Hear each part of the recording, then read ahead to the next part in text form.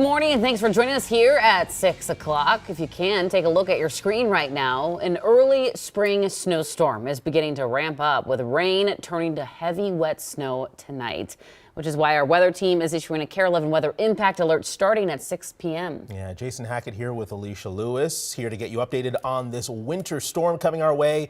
Let's start with Ben Derry for your forecast right now. And Ben, the commute tonight and tomorrow morning, not going to be great. No, it's certainly going to be wet tonight and eventually turning very snowy once we get beyond sundown tonight and into the overnight hours. Wednesday morning, the snow is likely going to stick around as well. So there will be a sharp contrast between what the KARE 11 backyard looks like right now and what it's going to look like tomorrow morning. Weather impact alert for Tuesday afternoon through Wednesday about mid-afternoon. Rain turns to snow and also some really gusty winds at times could gust over 50 miles per hour overnight tonight. Caution on the roads, that's necessary, and also make sure to gas up that snowblower because you're probably going to need it as we head into tomorrow. Things are relatively dry right now. You can see some light rain showers north of the metro and even some light snowflakes just west of the Alexandria area. But the system is in its early development stages, and we are likely going to see that precip shield really ramp up as we head into the second half of the day. Winter storm warning cuts right through the Twin Cities and into western Wisconsin starting at 7 p.m. today. Blizzard warning for south central and southeastern Minnesota where whiteout conditions are expected. Right now, temperatures are very mild, all things considered, but the temperatures tumble this evening. We'll have the latest on this next early spring snowstorm coming up. Cece? Good morning. Yeah, definitely enjoyed this morning's commute because, like Ben's saying, tomorrow is probably not going to be so pretty. Hey, about 10 minutes ago, there were reports of a crash in the Laurie Hill Tunnel, 94 westbound, but I'm not seeing anything on cameras. You can see inside the tunnel here and even outside, things are looking pretty good. If we look at some drive times between Minneapolis and St. Paul on 94 westbound, nothing is impacting those drive times. At the rest of the metro Twin Cities, taking a look at that, things looking good as well. No crashes. I'll be talking about some road work, though, later on tonight that you'll want to know about when I see you next, just after 6:15. We'll check back soon. Thank you, Cece. Well, as Ben has been mentioning all morning, 24 hours from now, your commute's going to be a messy one. Yeah, Audrey Russo is live at the MnDOT Salt Garage in Golden Valley as they prepare for impact. Good morning, Audrey. Good morning, Jason and Alicia. Yeah, in the last hour that we've been here, we have not seen any trucks come and grab salt from this particular barn, but we know that MnDOT crews really have their work cut out for them over the next 24 to 36 hours. And that's because all of the pre-treatment that they're laying down on the roads could get washed away. All that hard work could get swept away by the rains that are expected to come in before or around the evening rush. So because of how they're trying to time all of that out, I did reach out to MnDOT for more information on exactly how they're strategizing laying down some of this pre-treatment. But we do know that there are some factors that make things better for de-icing and some factors that make things worse. Now, for example, we know that warmer pavement actually helps the salt melt ice a lot faster than on colder pavement. So hopefully some of the warm weather that we've had over the past week or so could help that. But we also know that wind conditions can play a role, and we are expecting some gusty winds with the storm. So I'll keep you updated on what MnDOT has to say, but all of this really boils down to one thing, and that's make sure you're driving slow tomorrow. Make sure you're timing out your commute. If you can stay home and work from home tomorrow, that might be a good idea. Jason, Alicia, I've already transitioned back over to my less warm winter jacket. Obviously, that was foolish of me because it's going to be cold and it's going to feel a little bit like winter's revenge tomorrow. Spring of deception is a real thing. Never put that winter coat away. That's what I'm learning since moving here to Minnesota. All right, Audrey, thank you so much. Now, throughout the weather impact alert, Ben and the rest of our weather team is going to have live weather impact updates on KARE 11 Plus, our app for your TV. We'll also have updates at 8 o'clock this morning on our Sunrise streaming show. You can download the app for your TV and watch for free.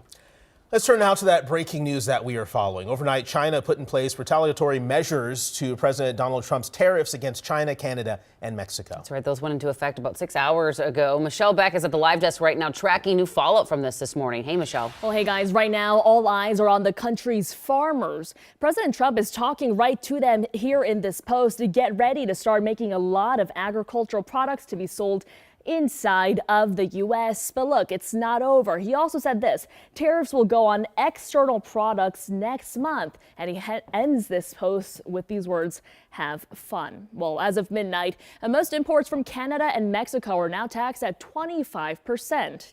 And with Chinese imports, Trump's tariff from a month ago is now doubled at 20%. We're talking about fresh produce, cars, phones, and computers. They're some of the top goods we import from those three countries.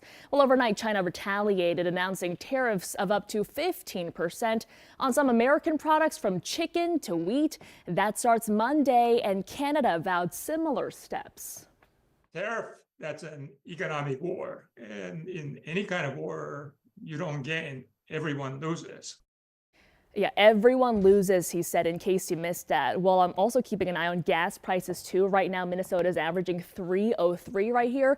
And that's because Canadian energy products like crude oil are getting tariffed, that at 10%. So a Gas Buddy analyst I've been tracking, he says here in the Midwest, it'll take longer for gas prices to be impacted. He says with economic slowdown likely, it could offset tariff impact or cause just a slight rise. Guys, he predicts 5 to 15 cents a gallon. All right, Michelle back with the latest on the impact of these tariffs from the live desk. Thank you. At noon today, Governor Tim Walz will visit a Cannon Falls farm to address the impact of these new federal tariffs on Minnesota farmers. According to Walz, these tariffs could disrupt the agricultural industry, which helps fuel the state's economy. We're getting a live picture from our nation's capital right now. Just after dinner tonight, President Trump will address Congress for the first time in his second term. In the last 4 hours, we've learned new details about what the president's going to be talking about. According to NBC, Trump will recap his rapid-fire moves to downsize and transform the federal government. According to a post from the president on Truth Social, he will, quote, tell it like it is. So tonight, join NBC News for special coverage of President Trump's joint address to Congress. Coverage begins at 8 p.m. our time right here on KARE 11. Some breaking news just into our newsroom. New numbers from Target in the last 30 minutes show lower sales in February. The company attributing it to ongoing customer uncertainty. This news comes as the retailer faces backlash from shoppers after pulling back DEI efforts, including a boycott of the store since January. We'll be diving more into these numbers after their earnings call at 8 a.m. during the Sunrise Stream Show on KARE 11+. Developing right now, police in Minneapolis investigating two separate shootings just hours apart, one near Elliott Park, the other by 50th and Girard at a home blocks away from Creekview Park. And while we were sleeping, we reached out to Minneapolis Park Police about the possible shooting at Elliott Park, but we've not heard back.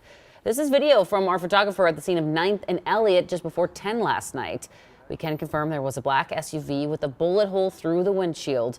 As soon as we learn anything new, you'll be the first to know. And as we speak, police are looking for the person who allegedly shot a man outside of a home on 50th and Girard on the north side of Minneapolis. We've been in contact with police since our 10 p.m. newscast. Investigators tell us it happened just after 8 p.m. This morning, the victim is in the hospital fighting for his life. No word yet on what led to the shooting. Well, time now 6:09. In a matter of hours, an 18-year-old linked to a deadly crash that killed an 11-year-old will be in court in downtown Minneapolis for an alleged stabbing. According to investigators we spoke to, Connor Iverson allegedly ran a stop sign last Wednesday morning, hitting a family's SUV and killing 11-year-old Liliana Loicano. 48 hours later on Friday, Golden Valley police arrested Iverson after they say he stabbed someone at Theodore Wirth Park. Iverson will appear in court at 1:30 this afternoon on the stabbing charges. As of this morning, he has not been charged in the crash.